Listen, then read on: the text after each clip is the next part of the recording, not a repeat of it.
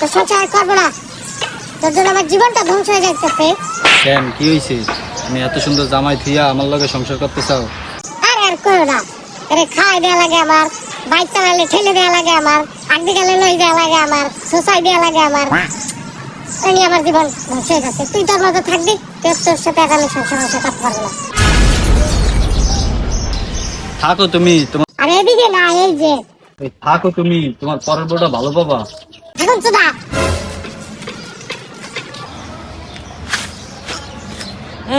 পাইছে টাকা না সুদা।